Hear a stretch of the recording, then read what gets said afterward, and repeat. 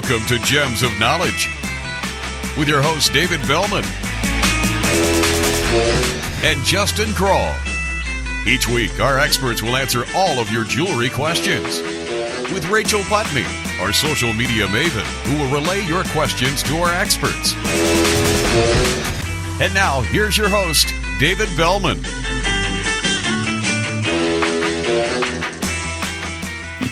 You had it. Yeah. I know. Hi, this is David Bellman, and welcome to another episode of Gems of Knowledge. Today we have our gemstone expert, Paul, who's here, with our lovely Rachel, and of course our co-host, Justin. Together we're going to show you gemstones as they come out of the ground and what they look like, all the way to being polished into a finished stone. And we have lots of examples to show you, so there's going to be a lot of visuals, a lot of really fun stuff to look at. And Paul, thanks again for being here. It's really great to have you back on the show. Good morning. Thank you for asking me back. Yeah, well, we had I think we had over 5,000 or 6,000 views the last time you were on. People were really fascinated by all the different colored stones that you brought in. And of course, we learned a lot in the process at the same time. So it's great for everyone. Yeah, Paul, that last show was really, really awesome. Glad your to stuff. have you back. Thank Yeah. you. Thank you very for much, sure. Justin. Thank And you. this stuff is really, really cool. I'm excited for this. Most people never get to see this.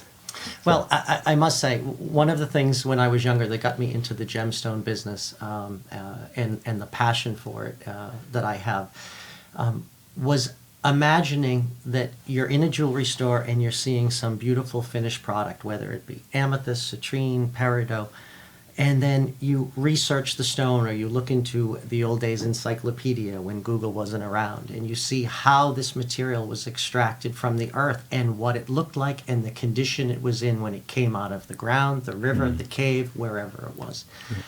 I was absolutely intrigued how it got from the start of Mother Nature into a piece of jewelry. So I thought today I'd bring you some examples of gemstones commonly used in the trade, from out of the ground to ready to go into a ring, pendant, or etc. Nice.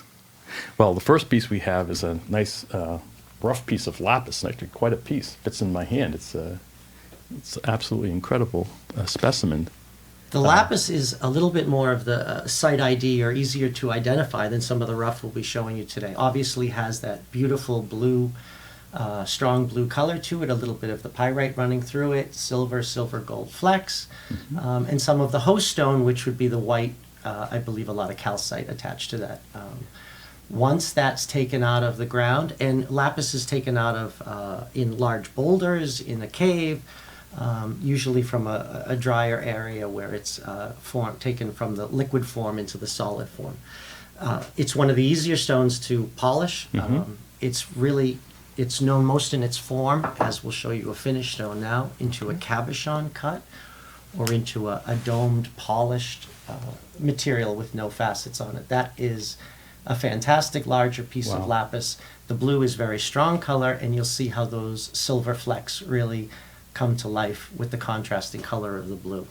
When you say gold and silver flecks, what does that mean? Are you talking that's actual gold and actual silver? Not at all. Didn't mean to mislead. It's commonly sometimes called fool's gold. Okay, got you. It has the same look, but certainly not the same value or the same properties. Understood. What actually is it? Is it a mineral that we would recognize on the A or B chart? No, it's a host stone that can consist of sometimes sandstone, sometimes rarely granite, but usually it's just the sediment, but it does not have the chemical in it where it goes blue. Got Now, ya. Just for fun, since we have two great specimens here, two different qualities.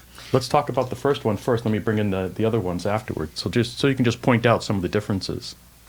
The gemstone world, a lot of it is quality is up to the beholder, the end user. There are people out there who find that these silver flecks with the contrasting blue is absolutely what they want. This pair of matching pear-shaped cabochon lapis, you might see on the camera, it's more electric blue.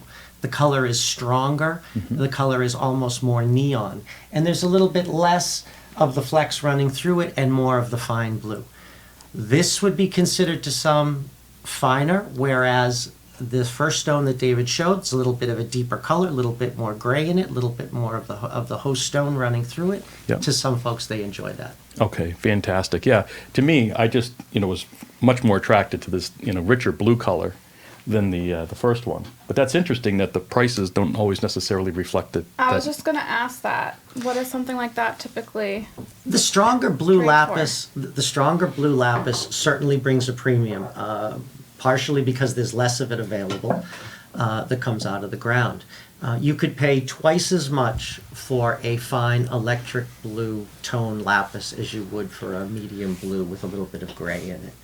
In terms of a retail value, it's going to be very vague. It's going to depend on the size of the stone, the mass of the stone, the depth of color.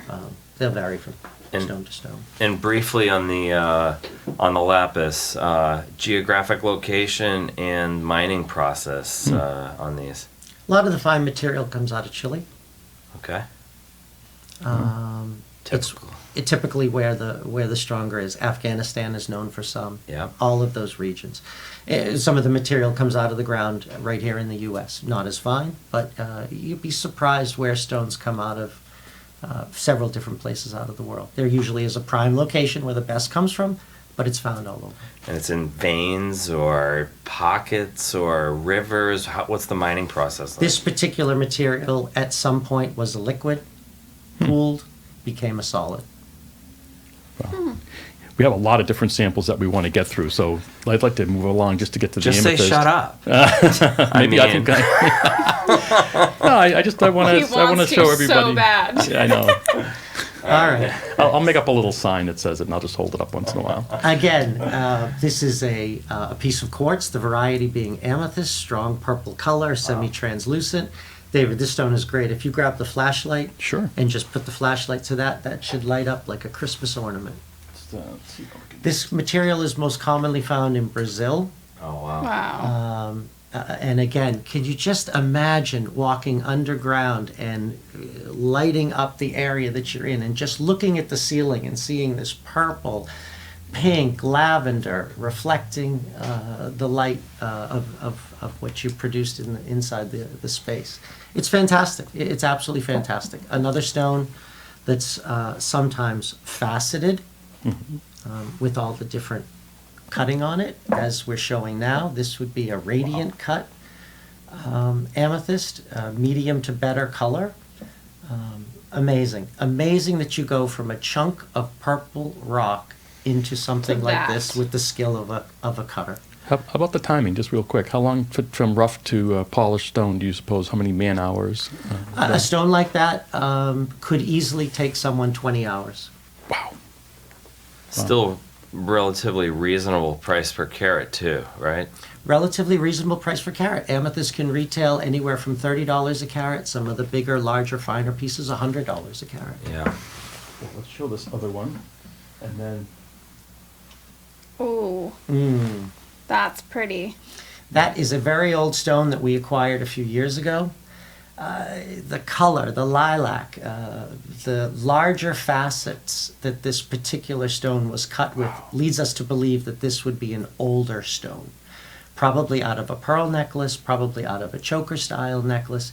It's very deep, it's very full, it has that Edwardian style of cutting.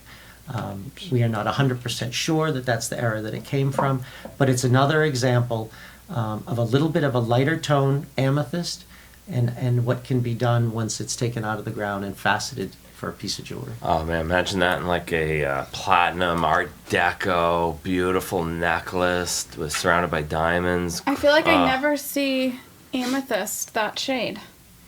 We It's have always one, like deep purple. It is, and this specimen that David's putting up now, you'll see. It's a very unusual growth pattern that you don't generally see in quartz. But that is an absolute slice of quartz in its natural state with no enhancements by man. That was taken out of a cave.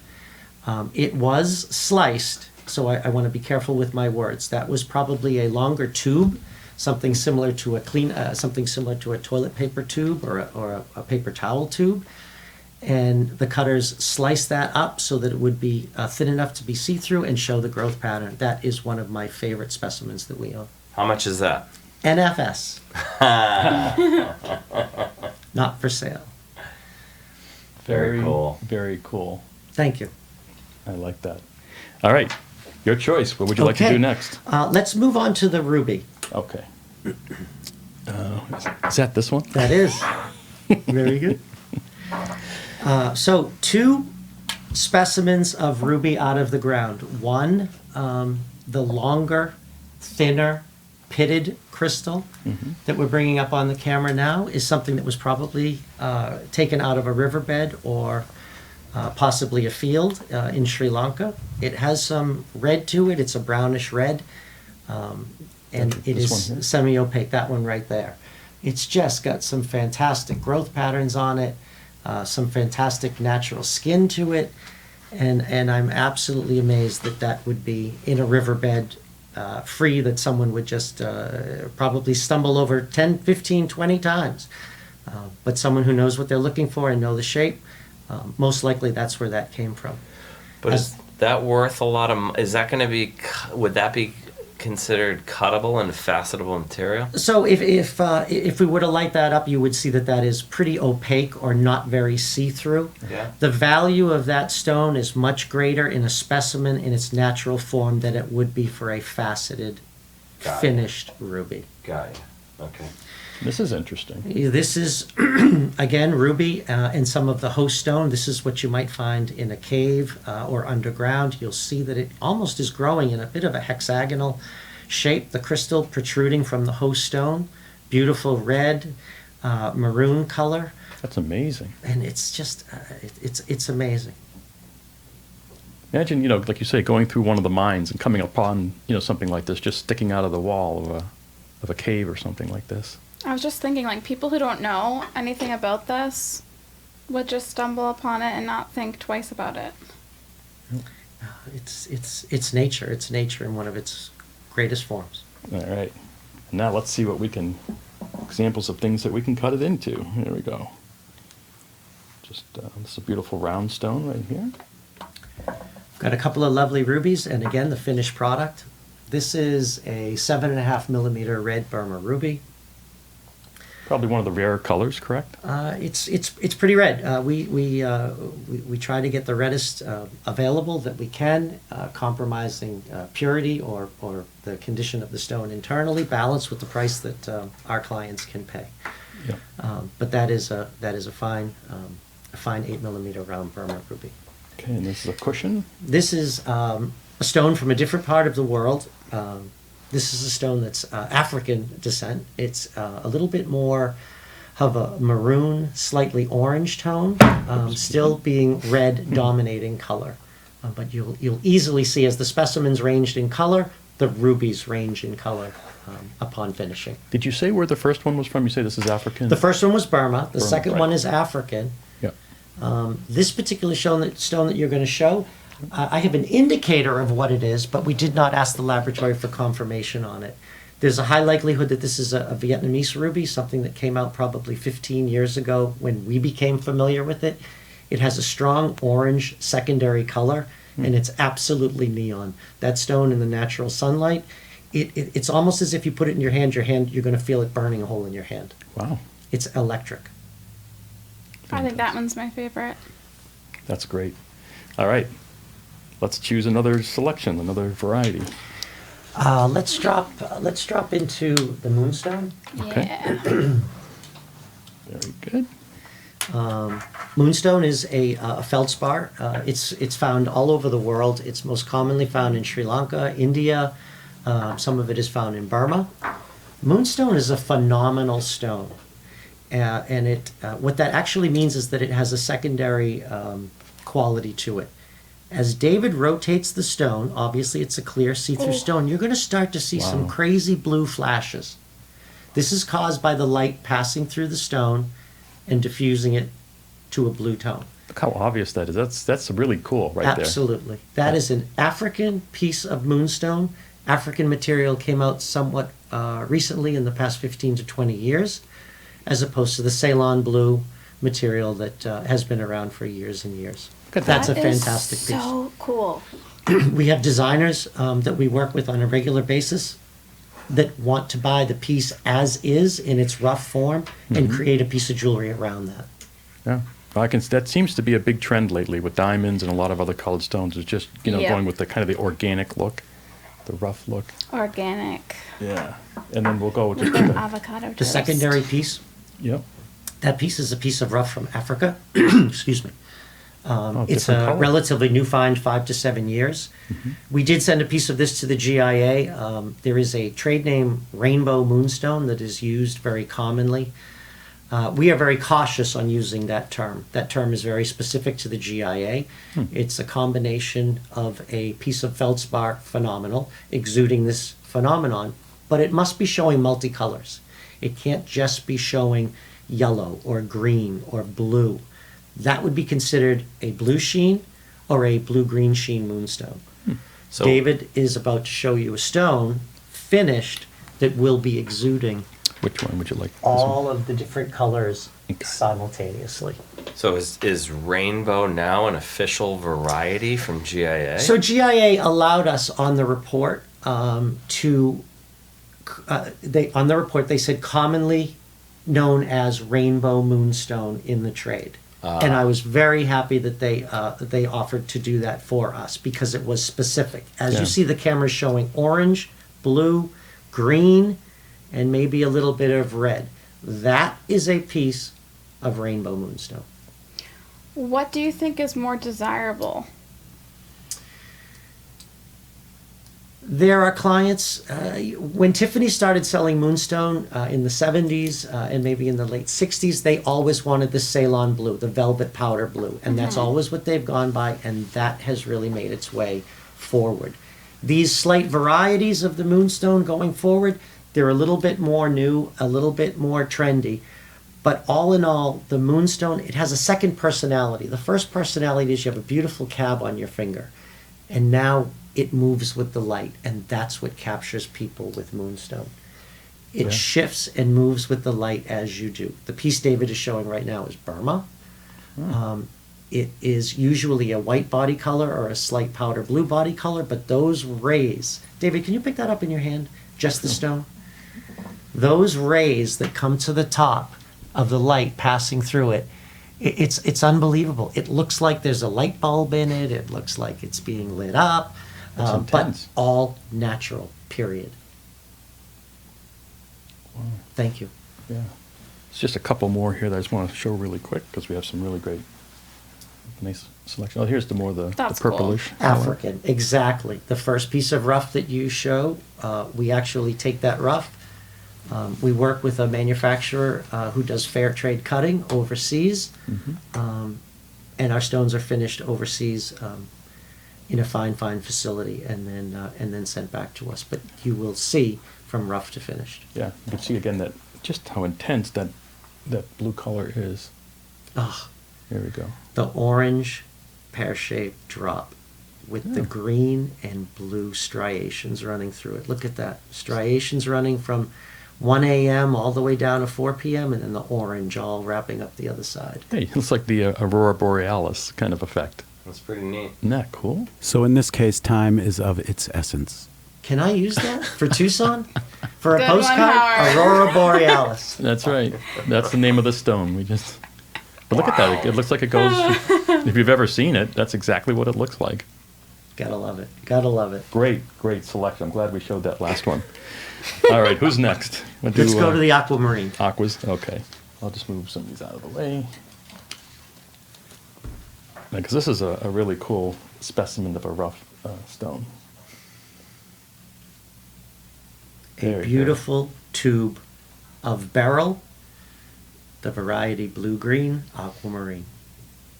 That was most likely found underground in a sandy, sedimentary area where they gently removed the material around it. And at one point that was liquid, cooled, became a solid. The flashlight will also be amazing from one side on that. From the tip down. Long ways. Like a glow stick. Yeah. Ba-boom. Yeah, There's yeah. your green. Oh, look at that. Yeah. There's your green. There's your blue. Not the finest piece, but a magnificent specimen.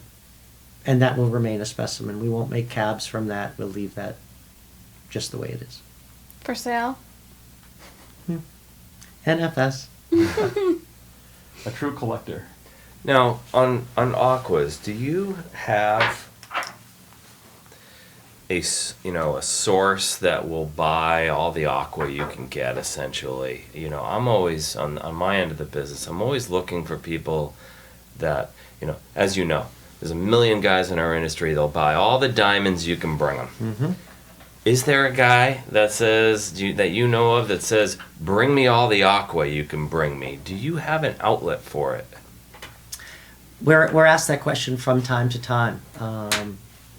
And the straight answer is repurposing is the only way to bring the material back into the industry. Got ya. Most likely, these people that would be bringing us all this aqua, it's a pawn shop, secondary market, it's come out, it's kind of banged around with some other stones. Needs to be brought back to 100% if Boston Gems is going to sell it. Yeah. In order to do that, you have to make a decision. A 3 millimeter amethyst stone in the retail sector, $50 possibly. So now the stone is chipped. You need to repair it. Even sending it through fair trade overseas, you have to watch your costs because you'll end up putting more money into the stone, postage, shipping, labor, etc. By the time it gets back to you, you've outseated the cost of the stone. So you do some creative things with it. Christmas ornaments, vases. Sometimes it's very nice. Even with aqua. Fill. Small pieces. Small Certainly wouldn't be pieces. putting this magnificent stone that David has on camera in there. Yeah. But small pieces. We also refer our clients to schools and nursing homes. Nursing homes, a donation. The elderly loves to glue them on. They make a nice collage. They're always looking for activities. And sometimes the nursing home gives you a tax ID return. Schools always want their students to learn on difficult stones, chip stones. They break a $2 stone, great. Break a $10 stone, problem. Right. Now, let's talk the difference between these two stones right here because they're so different in color. Let's go with the first aqua that we were looking at. Two beautiful aquamarines. Yep. Most likely, that aquamarine was heated. Okay. I don't want to get too technical, but aquamarine is heated at a very low temperature and not always detectable by the laboratories. But that's a medium to strong blue, most likely heated. Okay. Now, wait a minute. Love that one. David's holding up a second stone. Is that blue? That's probably green with a blue secondary color. Yeah. Chances are most likely that is an unheated aquamarine. Again, not all the time verifiable by the laboratories because the heating process is so low, it's hard for them to detect. But if I was a betting man, that's a no-heat aqua. Okay. And now the third one, which is really kind of cool because it's got more of a little bit darker color. Which one of those first two is worth more per carat? You're really not pulling more from the green blue. Okay. You can because there's less of them out there. But generally, from my standpoint, buying dollar for dollar, I'm going to pay a little bit less for the blue-green color. Got ya. The stone that David has up now, the strong blue pear shape, that would be the most valuable stone, aquamarine that we've brought today. Strong color, fantastic cutting, an elongated pear shape. Perfect for a drop, pendant, diamonds around it. Fantastic color. Nice. Now, we have, these are Spinels that are coming up next. I like this because it has some different shapes of the rough stones. So I'm just going to make a little room here. Spinel is very, very hot right now. Spinel has been known to Burma for years and years and years, sometimes called flame spinel, sometimes called Burma flame spinel. Yeah. What we are showing now are some specimens of how the spinel is taken out of the earth. As you can see, it's a little bit similar to an octahedral shape. You've got a pyramid or a double pyramid or a VIX lozenge. It grows very similar to how diamond grows in terms of shape. Yeah, it absolutely does. Looks exactly like the rough The diamond. smaller pieces that David have out, I'm sorry, the large piece that he has in his hand right now, that's from Tanzania. That will also light up fantastic with the flashlight. Okay. But again, it's got that color automatically from nature. Wow. Yeah, look at that. And just the shape of the stone, the feel of the stone, the skin, it's unbelievable. Beautiful glowing red from What's the Tanzania. hardness of spinel?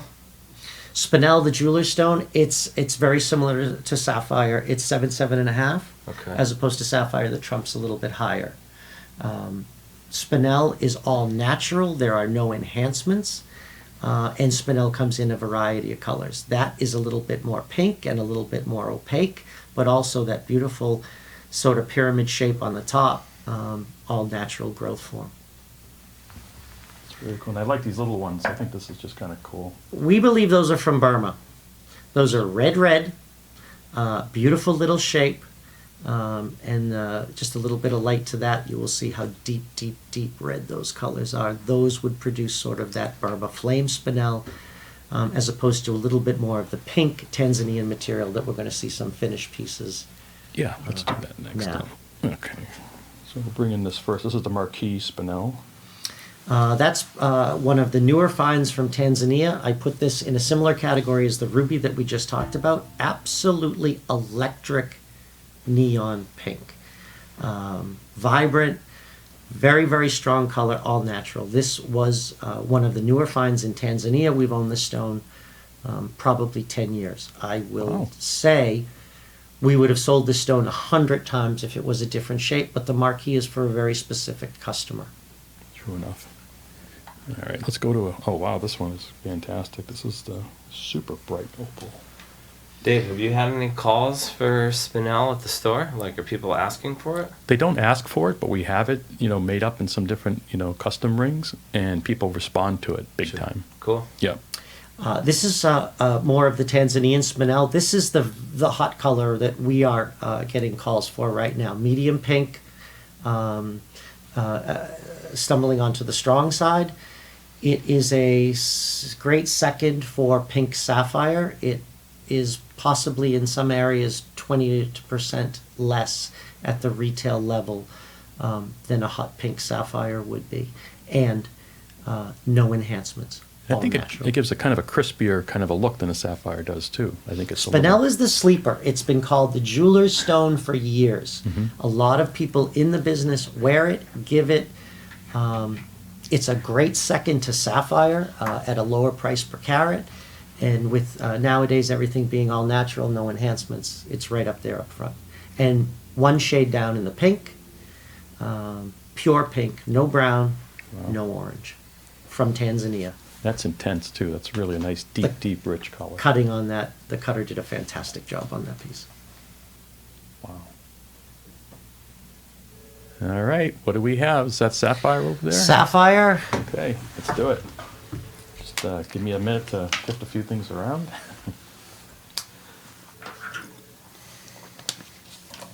All right.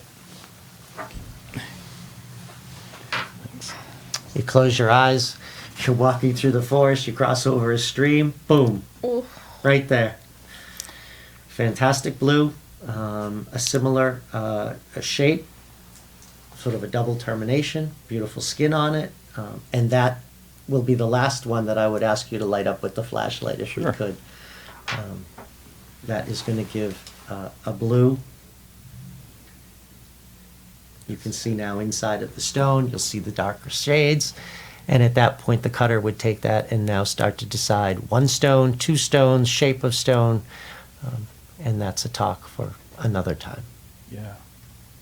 What does that weigh? I believe that is 56 carats. And what size stone could they make out of Very good question. that? The first decision would be made, is it going to be a faceted stone or is it going to be a cabochon stone?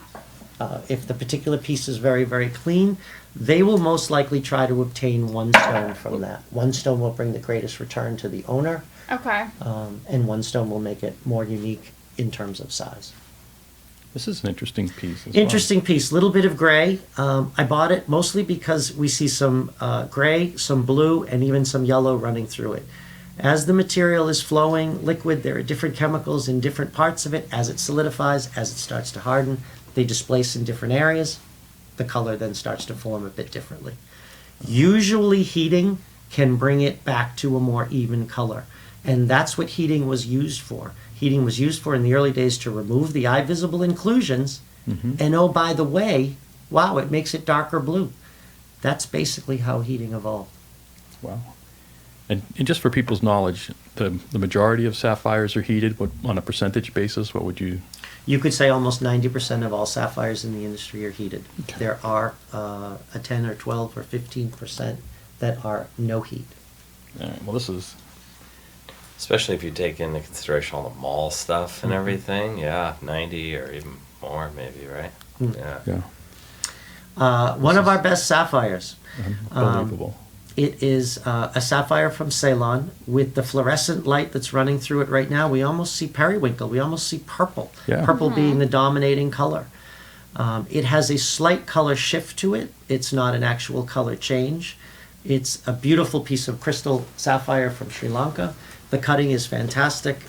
It's a perfect balance of scintillation, life, and color. Oh my God, Howard loves periwinkle. You like this one, Howard? That's all he ever talks about. Perry who? Perry Como. Periwinkle. It's beautiful stone, though. Oh, look at the richness of this. That's another one. Fantastic, beautiful 10 millimeter round sapphire, Ceylon. Purplish or? Again, we have the fluorescent light is giving it a little bit more purple than it would reflect with a combination. It's Ceylon. The cutting is fantastic. There's no extra weight on the back of it, and that stone is as nice internally with magnification as it is externally. We would say that stone has all the bells and whistles. Perfect cut, perfect color, perfect balance. Wow. Love that. And then there's one more here I'd like to show you, the emerald shape. Which Not is nice. so sparkly. This we bought because it has a wonderful velvety sort of reflection to it. Sleepy, velvety, perfect blue, nice balance, nice shape. A similar tone to a cashmere sapphire that has a sleepy, velvety look. However, nowhere near cashmere. Does it have a report? It doesn't have a report. I'm confident it's a Ceylon stone. Okay. Very nice. And last but not least, I believe these are some diamonds over here. I thought we'd save diamond for the end. Okay. Just give me 1 second Right to... up my alley. I always loved the line when I was younger about, oh, diamond, when it's in its rough form, it could be a pebble on the street and you wouldn't know. That is very accurate, Yeah. depending on the quality of the rough. You really would be hard-pressed to be able to tell from a pebble on the road. David is opening up some diamond rough. Not necessarily rough that would be used to make a diamond ring, but some fantastic colors of rough in its natural state. You see the adamantine reflection off of the rough. You see the slight different color variations and some very interesting shapes. We do a very nice business selling this material as it is from fair trade sources into the industry to be used as jewelry. They're doing everything from drilling it, slicing it, casting in place. Price per carat? Price per carat can be sort of all over the place. The more opaque the material is, the price will drop. But you can get some beautiful gray material as low as $50 a carat retail. And that's used for jewelry or for industrial? Well, interestingly enough, if we set the clock back for 10 years ago, it was used mostly for Diamonds are hard, don't worry. snow plows, tools, saws. They even grind it up and spray the windshield of the Challenger with it. NASA uses it. So it had many different forms now. But now this industrial, or bort as it was called sometimes, has a demand in the industry as well. That big piece that David has in his hand, it looks absolutely like a stone on the street. But if I'm not mistaken, that's a 9-carat beautiful piece of diamond rough. And someone will take that, wrap some gold around it, put some rose cuts, and that will be a unusual jewelry that could sell for many thousands of dollars at a high-end boutique or gallery. Wow. Of course, we have the finished stone to show. Nice bright round. Just so there's no confusion, the stone that David is going to show you would have started as a much finer piece of diamond rough. It would have been more see-through, more like the end product. However, that rough usually doesn't make it down to our level. That's usually distributed through the De Beers, etc. This is an older style cut, too. It's an old European.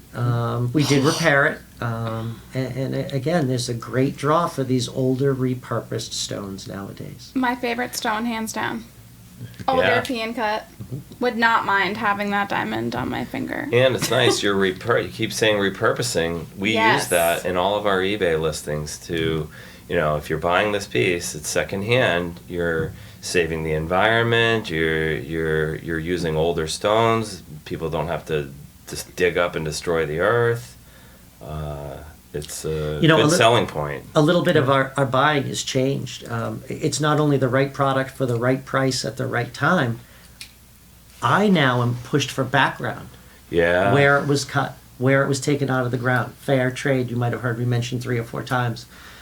Because that is so important nowadays. And I have Yes. clients that will not spend money with our company for gemstones unless I can give them proper information of where it came from and how it came out. How about on our end? Are our customers asking for that? They do, yeah. People would like to see less South African diamonds and more diamonds from Canada, more diamonds from Russia, which is the majority of our diamonds. All of our rough comes out of Russia. So, it allows us to just completely avoid any of that blood diamond type of Right. reputation that's out there by dealing directly with the Russians. But Canadian diamonds have become very popular. People actually ask for them in particular, and so we try to source them directly out of Canada. You have to be careful though, because what's happening is now they're shipping rough from South Africa and other places into Canada. They're cutting it in Canada, and then they're shipping it back saying it's Canadian, and it's not. yeah. The cutting's Canadian, but the rough isn't. And of course, that's what people are most concerned about, is where Right. the rough come from, not where did they cut it. And is there any proof that people are asking for? I mean, we can tell them it's Russian, but are they asking for documents and stuff? Is it going No. that far? No, because you can't. We could, but it would be very complicated and very difficult to do. And it's still a trust business when you get right down to it. You're hoping that the people that you're dealing with know what they're doing and know what they're sourcing, and that's, unfortunately, you have to just take someone's word for it that that's what they're doing. But And how about your customers? Are they asking for proof? And how are you doing that? My customers aren't so much asking for proof, but we do something 3 times a year where we will have the background on the merchandise that we've brought in, but we also batch test our own material as well, whether it be amethyst, citrine. We send it out to the lab, making sure it's genuine, not synthetic. Can I test every stone? Absolutely not. But I can tell my customers, 4 months ago, we sent some of this material to the lab after knowing that it came out of the ground fair trade, after knowing that it was cut in fair environment. And I still need to spot check the material to make sure that I'm buying genuine material on some of the smaller goods. That's the best offer that I can give to my customer. I'm checking it. I'm checking it a couple of times a year. I can't check everything, but I'm checking it. Good to know. yeah, and like he said, it's the smaller goods. But the larger stones like the sapphires, they can at least, if you send it into a lab, tell you where. I shouldn't answer. I'm not sure, but I'm not sure if you could send a stone into GIA and they could tell you where it was mined. I for a don't diamond. believe so. Origin report? Yeah, on a diamond. We'll have to look that one up and Never get back heard in. of it. Have you? I'm going to take David's stance. I don't know enough of it to comment right now. Yeah. But that would be. But at least with colored stones, you can do that for the most part. You can pretty The much growth tell. pattern, the conditions that it was growing, where it was growing. It's a blueprint in the stone. There you go. That's pretty cool. Yeah. Maybe we can have you back again to talk about synthetics. The synthetic diamond market right now is going crazy. Yep. And people are eating it up. Be another whole nother show. Yeah, that would be very important to talk about. Yeah. And like with the issues that you're having with your small goods, and being able to tell what of it, is it all natural? Mm-hmm. Same thing's happening with small diamonds. They're buying parcels of small diamonds, and mixed in could be some of these lab created diamonds, and it would be very difficult without the proper equipment to sift it out. And it's something to be aware of. Do we have 5 more minutes to talk, or we're going to cut it? Yeah, if you want, we can go on. In your opinion, and yours, everyone's, do you guys think that, they've been making synthetic sapphire and other colored stones for over 100 years, Correct. okay? The fear was it's going to bring down the market, and, sapphires aren't going to be worth anything because now they can make them, man-made, but that didn't happen. The customers always want natural. Well, the same thing's happening in the diamond industry. causing a lot of panic and a lot of fear that now they're going to be able to make these synthetic diamonds that only a GI is going to tell. I think the same thing's going to happen with diamond that happened with sapphire 100 years ago, that people just aren't going to stand for it. They don't want it. They don't want something pumped out of a lab, and they're going to want a natural stone. And everything might have to be certified and have a report, but do you think it's going to lower the value of natural diamonds or not? I could comment a couple of different ways. First off, I don't think it's going to reduce the value of natural diamonds. Synthetic diamonds, the biggest problem right now, and I don't carry them, but I have customers who carry them. The biggest problem with making them right now is the overhead, the amount of cost, electricity, etc., to make the diamond. That's partially why the cost is so high. How high is the cost?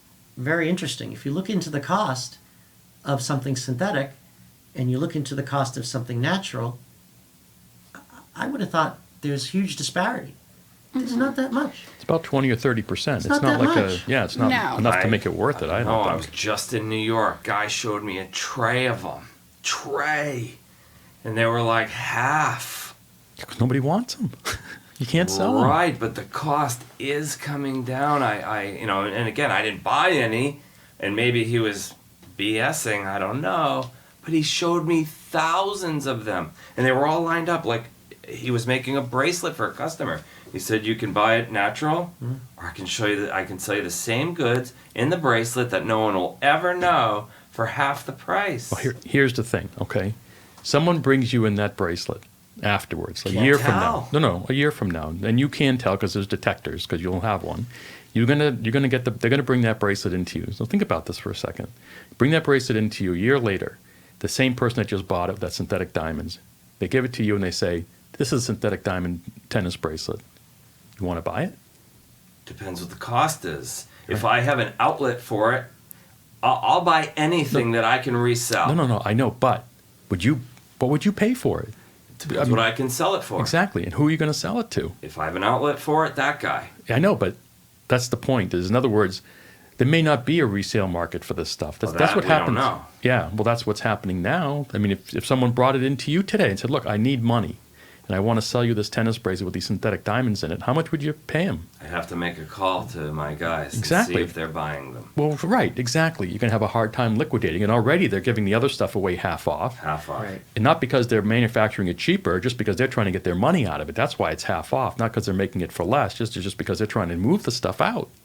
They're trying to get their money It's out of very it. scary what I saw last week in New York. Well, sure it is. I saw thousands of carats of it for half price, and it was So- a little scary. Yeah, so if you're going to spend $10,000 for a natural diamond and $7,000 for a synthetic one, knowing that in the future the $10,000 one's going to appreciate in value and the synthetic one's going to drop because they're just going to keep flooding the market with more and more of these synthetic diamonds. It's like supply and demand.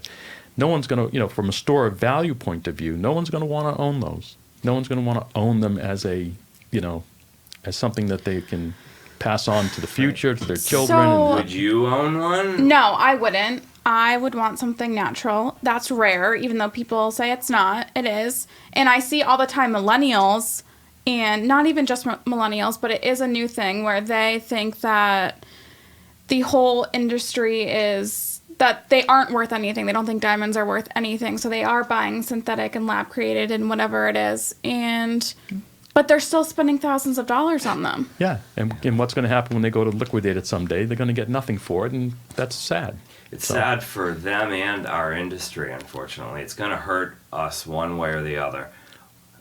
In some way. Sure. Not going to decimate it, I don't think. No. But No. it's going to be a problem for my end of the business and the buying end, because right now they don't have they have a screener. Yep. And that screener, number one, causes, I have one in the other office. It's a screener. Sometimes that screener tells you so I know, it's back up, not it exact. screens it, so it gives you a false reading when the stone is natural. So it throws things off that way, and that's all it does, just a screener. There's nothing for me to test each little diamond. Now loose, if I want to spend 15 grand, I can get a sorter that the Melly can go into, and it'll pop the ones that are Yeah. No, but I've been aesthetic out. But I've been reading articles recently that have said that they're coming out every couple of days. It's just the prices are going down exactly, Absolutely. and the sizes are getting smaller, and they'll have little detectors that you can just touch the stone and you can tell if it's synthetic or not. Well, you know, Yeah. you were in that business years ago, Right. diamond testers. So they're going to have one for this, Yeah. and then you'll be able to tell right away. And again, do you want to spend 70% of that money for a stone that potentially in the future will have little or no value? And it's not worth it, man. No. David finished, I couldn't have said it any better. David finished exactly what I was going to add to the story, is that, okay, after the buy, where are you after the buy? You're after the buy and you're a little bit older and you decide to trade your diamond in or sell your diamond or sell grandma's diamond. Where are you? Right. Yeah. It could be nowhere. It's costume jewelry at that point, as far as I'm concerned. Yeah. And I think that's probably where it's going to end up, somewhere in that range. And, that's okay. I mean, it's a big world out there. We're still a $70-80 billion industry. That big company that we won't mention the name that went on the internet and started selling diamonds. It's going to kill it. We're out of business. What are we going to do? Hasn't really done that much. No, not This at all. is going to be the same thing, I think. Yeah. Well, awesome Yeah. conversation. Yeah. And again, beautiful samples that you brought in. Really enjoyed having them Thank you. and having you on our show again. And we'll have you back again in then another 6 or 8 weeks. And, we'll do another segment with something else that's fun and exciting. Let's I keep really it look forward going. to it. That's Yeah, great. yeah. Thanks a lot for having me. And I'm sure everyone out there also feels the same way. And I hope you enjoyed this segment. And we will be back next Wednesday with another episode of Gems of Knowledge. Thank you. Great All show. right. Yeah, great show.